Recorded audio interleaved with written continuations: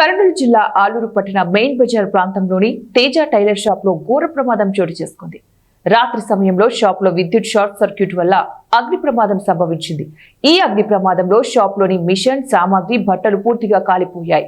దాదాపు 5 లక్షల వరకు ఆస్తి నష్టం జరిగినట్లు షాప్ యాజమాని తేజ తెలిపారు.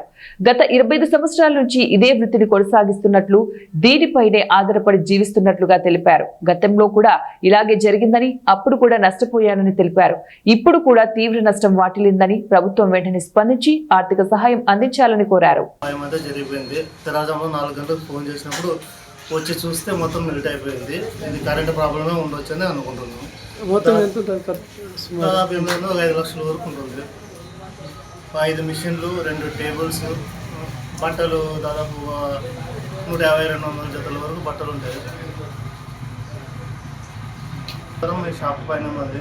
దాదాపు 25 సంవత్సరాల నుంచి దీని పైన జీవిస్తున్నాము. అందుకే ఇంతకుముందు ఒకసారి 2008లో కూడా ఇలాగే జరిగింది. అది ఎన్నో జరిగిందని అర్థం కావట్లేదు. ఇది జరగడం రెండోసారి.